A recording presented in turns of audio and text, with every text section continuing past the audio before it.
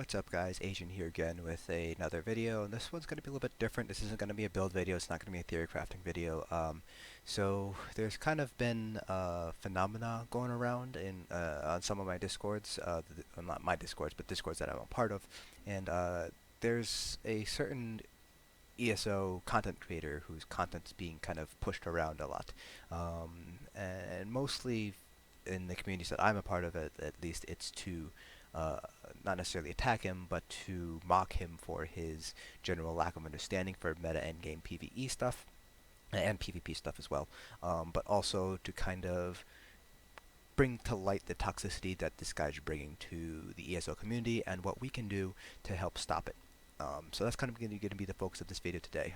So this video is actually one of the ones that was linked to one of my the discords that I'm a part of, and so I kind of want to use this as an example of this guy. So this guy is ESO Daily. You guys might have heard of him, but I actually didn't hear of him until earlier last week. And I took a look at a couple of his videos. I did my research on this guy. When I always try to take things not try to take things at face value. I always try to do a little bit more digging before I come to any conclusions. And my conclusion is this: there are probably nuclear dump sites that are less toxic than this guy's content. This guy curses a lot.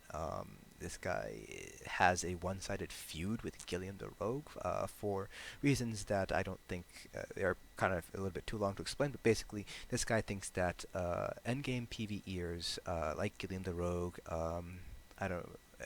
People like him, Fear Turbo probably is on that list. I know he's commented on Maps' videos before.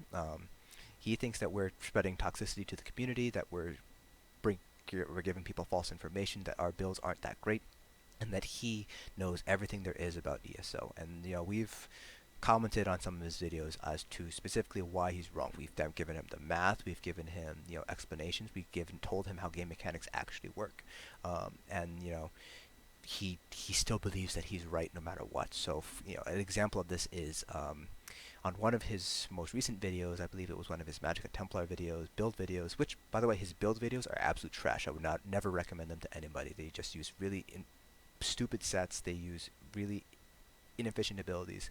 So his build videos, even though he says they're meta breaking, and yes, they are meta breaking in the fact that they aren't the meta, they also aren't effective enough to really be recommended for endgame content.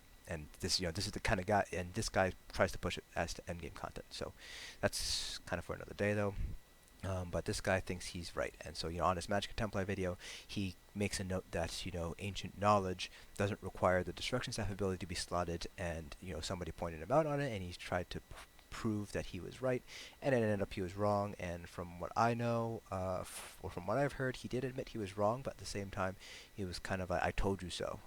Another example of things is that since the switch over to Nern from Infused on main hand for stamina DPS from, I believe it was Horns of the Reach when that happened, or it might have been a little bit earlier. But when that happened, he said that, oh, I always knew Nern was best in slot, and everyone was saying basically that no, Nern was never best in slot before Horns of the Reach. It was Infused Precise, and it was because they rebalanced the weapon traits that Nern became best in slot now. So it's not because you made Nern best in slot, it's because the meta shifted, and Nern was never best in slot. In Morrowind, in Homestead, in 1T when it first dropped, Nernhond wasn't terrible, but it was pretty bad in terms of end game PvE stuff. So nobody ever used it until they rebalanced it in Horns of the Reach, and now Nern is now the meta when it comes to your main hand on stamina DPS. And this guy doesn't realize that the meta has changed. Nern was crap back then, and it wasn't that he was using the best in slot trait all this time. It was that he wasn't using the best in slot trait, and then it became the best in slot trait. So this guy is a little bit delusional. This guy has, just from what I've seen, he has what's called a narcissistic personality disorder. So he's a pretty big narcissist. But I'll just play this video and let it talk for itself. I'll also provide some commentary behind it Welcome as to well. ESO Daily. So I'm your host, unfortunately, Mystic Raven. one thing I want to point out is that he's using Microsoft Alright. Edge, not a very good browser, Wow. at least from my experience. I So I like just Firefox got and done Chrome. watching a player's healer video. We think this is Maps' video, Mapur, And who's on this the one video, of the healers for now mind MC. you, I Uh, so play heals a lot.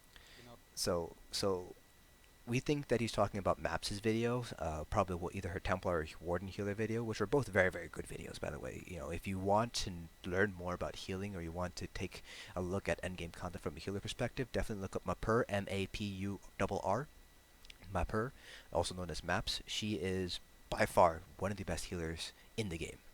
I would not recommend anybody else besides Mapur when it comes to healer videos because she does a fantastic job with her content. We think it's her, where she never says it directly in this video, I don't think, but we do believe that it is one of her videos and that he's indirectly calling her out. Elder Scrolls. On nonsense, of course. That's an understatement by every account. And the funny thing about it is, healers up until this upcoming DLC has been running wall. It's And kind of hit and yes, miss for that's me, I'll be right. honest with you. So I don't But understand what he means by hit or miss. with these upcoming Wall changes, is wall. You either hit the enemy or you don't. you don't So I want don't to know. run healers. Let me get and why I call players stupid. No, you want to run healers. Right? I'm Because pretty I'm sure this going is a to. misspeak, but at the same I'm time, not gonna name them out, even though they keep fucking up. They don't pay attention. They don't, I'm. Oh. and this is why they don't heal. And they don't. So first of all, if this is maps that you're talking about, Mechanically Challenge is one of the best PvE guilds, if not the best PvE guild across all the different platforms of ESO: PCNA, PCEU, Xbox, Xbox, PS4. Without a question, they are the best. They had all the top scores on Clockwork City on all the trials. LZH, one of their DPSers, has the number one score on all of the VMA across all classes. Maps is a fantastic healer. She heals for them, so she knows what she's doing. She knows her shit, as he would say. So I don't know why he says they don't, because I'm sorry, who has Immortal Redeemer? Not you, ESO Daily. Maps does. Who has the number one trial scores across all the trials? Not you, ESO Daily. Maps does. So I'm gonna take her word over yours.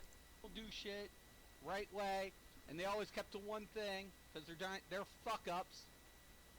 I like I'm just how gonna call it out, say he's it how so it is. angry at them, People can hate me or like me and for it, but fuck them. So at even the though end of the Mechanical day, Challenge has proven themselves time and time and again to be you the know what? best Ever raiders since in one the game. rail, I have not fucking used the master staff. Why? Survivability, right? If you're going to double stack a set, if you're going to, use one heavy monster shoulder or head. Why? Because you get the Undaunted passive, so 4%, that's towards max. And you also get the buff 2% increase to your heavy armor passive. A lot of healers, especially in the end game, are going to disagree with that statement because the stamina return from the Master Staff, even though it is pretty small, it is fairly significant, as because Healing Springs is going to be one of your primary heals. So no endgame healer will ever recommend you take a Monster Helm set over the Master's Resto or even the Asylum's Resto. A lot of healers are actually turning to the Asylum's Resto as a potential alternative for the Master's Resto. It's just not worth it. I'll just be honest, it's just not worth it. The stamina return and the from the Master's Resto and the sustain boost from the Asylum's Resto are just very, very strong, and in a lot of healers' opinions, I don't personally heal that much. I prefer to tank and DPS, but you'll see me play my healer from time to time, but not very often. But even I know that a Monster Helm does not outweigh the utility that the Masters or Asylum's Resto gives. So maybe for someone who's just learning how to heal, having that extra heavy piece might be helpful, but ultimately, you're dropping utility in favor of a little bit more survivability of additional maybe like 500 or 600 health. For a lot of people, it's not worth it. Okay. And that's mainly because your job as a healer is to buff kind of important as well as to heal. maximize your health and your survivability, especially in trial scenarios. I don't know if anybody knows that or if they've ever heard of it, whatever. Sure, the stamina is nice. It's great, but the configuration, it just doesn't fucking work. I'll be honest with you. Okay, Okay, you get hit, you die as a healer. so here's the thing. It does work because everybody's been doing it. MC does it, accidental aggro, blind luck, um, uh, God, I'm blanking on names. Outbreak. We do it at Mayflower, Hellfire Dominion. The Hellfire Dominion. We're not even like what I would consider like a top end speedrunning guild. We're still a progression guild. We're very much a progression guild, and we still know that the Master's Resto is very very powerful and very very you know is very very good. And his point about survivability is a valid one, but I'm going to be honest with you, getting that additional 4 to 6% additional health isn't going to be nearly as effective as learning the fights, learning to be a better healer, learning to reposition yourself, and learning how to survive and use your shields. That's going to be way more effective for your survivability than adding a heavy monster home piece and giving up the utility of a Master's Resto. There's just no question about it. Every endgame player is going to tell Healer you that. pig. Knowing the So watch mechanics is this going to out. be much better for your But survivability here we than go. stacking health. Why don't you want a healer running a charged fucking weapon with So let's wall of let's see what fucking his reasoning elements is since you for not updated? running a lightning wall. I'll fucking tell you, boys and girls. Right fucking here. Right here. Right fucking here. Boss enemies can only be set off This balance guy is very every angry, 15 or to he 20 sounds very angry seconds. for whatever reason. After the first And off balance debuff ends on a if you boss didn't, enemy, if you it couldn't will already tell from be the various curse words that he immune to subsequent off injects balance into debuffs until basically every this other immunity sentence. duration is over. Now, how many mag DPS are running? Guess what? Wall. How? Only Max works, and that's basically it. Even before Dragon Bones, so this is the Dragon Bones patch here. So this is the first iteration of the patch notes for the PTS for Dragon Bones.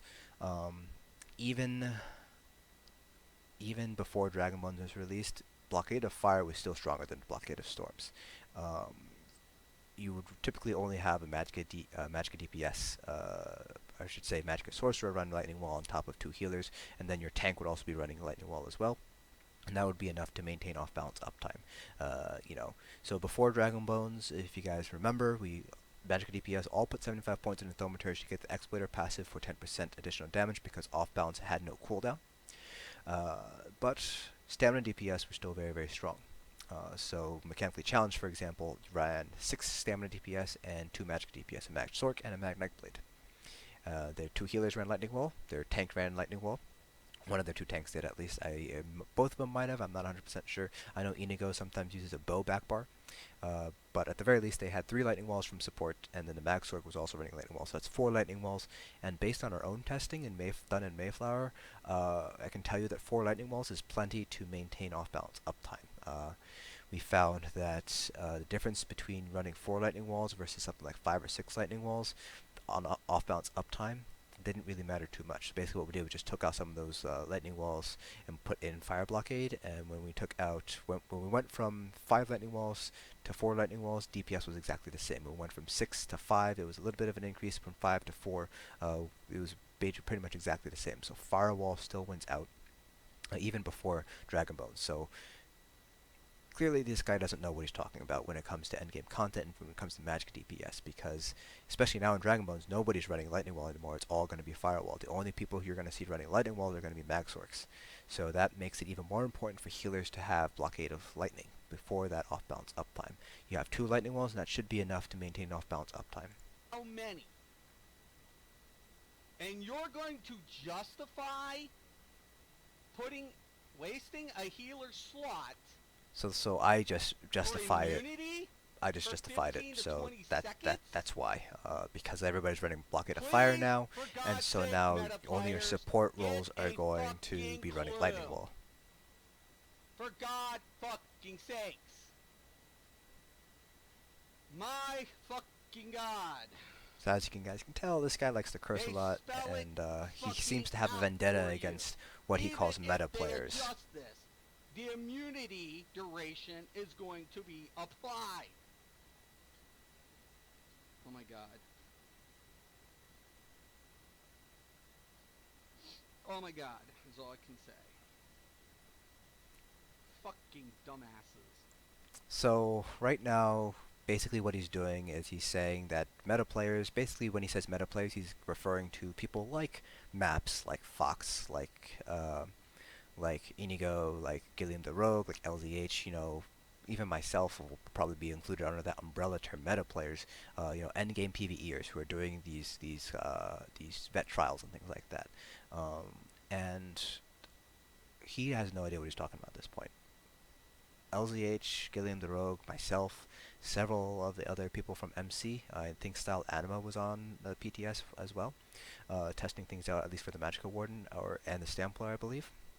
We all take a lot of time and effort to research the patch notes, to look into the patch notes, to discuss among not ourselves what these changes might mean to the meta, or how this is going to shift the sets we run, the group composition, things like that. And we test this all out on the PTS. We're not just exploring and pulling things out of our air willy-nilly. When we saw this within 5 to 10 minutes after these patch notes were released, I pretty much told the raid people in Hellfire Dominion, I told my raid lead, look, we're going to need to get firewalls out, because these off-balance changes, we're not going to be running Lightning Wall anymore to maintain off-balance uptime. We're going to be running Firewall instead because of that immunity time, that cooldown time. Our healers are going to have to really be on top of making sure Lightning Wall is applied at all times. So he has no idea what he's talking about, and his entire shtick is, I am better than the meta players.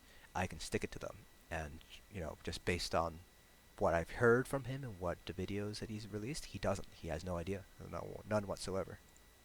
They can't read now. First they can't do math, and now they can't fucking read. So the reference to not doing math is a reference to Gilliam the Rogue. This guy really hates Gilliam the Rogue for whatever reason. But Gilliam, he knows his shit. He knows his math, so, Anyways. Alright. So this is my little rant. This is my fucking little rave. If you want to put it is a rant. on a fucking healer, be my fucking guest. I won't fucking do it, and I won't tell my fucking viewers to fucking do it. Why? This fucking right here. This fucking entire fucking highlighted area on my screen. Right fucking here. Yeah, so this guy, like I said, he definitely has high neurosis. So neurosis is a condition that's basically a personality trait. So basically he doesn't like being proved wrong. I'll sit here and wait. The whole enlightenment thing, I just enlightened you guys as to why he's wrong. So there you go. It's pretty easy. It's a 2-minute explanation. So clearly he doesn't know his stuff. But the big takeaway here is how toxic he is. So let's finish out this video. Right. I'll sit here and wait for it. Fucking dumbasses. So his whole shtick is that the meta players. Put the fucking healer with the charge fucking trait. It makes complete fucking sense. Yes, it does, because of the reasons I've already elucidated. So there it is. And if anybody ever wants to know why I call these players stupid, hey, look up their builds. If you see a... So, this whole look up their builds, whatever, like, if you look at his build videos, they're absolute garbage. For Stamina Nightblade video, for example, is one that comes off the top of my head. He's running the web ability from Undaunted. Like, I don't even know what the ability is called because it's so pointless to run. He runs Arrow Barrage instead of Endless Hail. He runs Evil Hunter when he should be getting Major Savagery from Weapon Power Potions. Plus, he runs that on his Bow Bar, which doesn't make any sense because Endless Hail, or Arrow Barrage, I should say, in his build's case, that'll inherit the damage from his front bar when he's on his front bar, not the back bar. So that 3% weapon damage doesn't even really apply to his strongest dot. And he's running Sword Singer, which does additional damage to dual wield abilities. So he has all of his dual wield bars is all dual wield abilities, which are generally weaker than Surprise Attack. Flurry is not as strong as Surprise Attack, and definitely not as good sustain-wise. He's not using Relentless Focus. He's not using Siphoning Attacks, so he's losing out on the bow procs. He's losing out on sustain. He's not using Incap. His Stamina Nightly build is a complete and utter mess. So if anybody has any right to tell him that builds suck, it would be us to him. His builds are absolute garbage. And I mean, this might sound hypocritical, but me trash talking him and the whole idea of this video, pointing out somebody's toxicity and what we can do to combat it. But I mean, this is just what it is. You're gonna have to call these people out on their bullshit when you see them. When you see the toxicity, and this guy, if you watch any of his videos, he's just ranting and raving. Like I said, I believe at least that he has narcissistic personality disorder. I'm not a psychologist, I'm not a psychiatrist, so I obviously can't diagnose, but just based on what I know from DSM-5, it sounds like he might have narcissistic personality disorder. He definitely would rank high on neurosis, on having neurotic personality. He generally his videos are very, very toxic, and as you can see here, the like to dislike ratio is pretty small. A lot of people dislike it, his videos, and a lot of people point out the errors, and he doesn't accept the fact that he's wrong. So I was actually looking at the comments down here, and you can see here that this guy, he thinks that shards procs enchants, and it doesn't. Weapon build is proc enchants, and that's true. And this guy doesn't obviously doesn't say anything about it. He doesn't say that he's wrong. Doesn't admit that he's wrong. In fact, he just says, I ran away, lol, whatever. So I guess the whole takeaway point of this video is there are going to be people like this throughout the community. There are going to be ESO dailies everywhere, whether that's in Cyrodiil, whether that's in PvE content in your raids, whether you're pugging somebody, and this kind of behavior, we shouldn't have to tolerate it. We shouldn't give these people a platform in which they can voice their toxicity. Um, I personally am of the opinion that I like free speech. I believe everybody should be free to say what they want to say.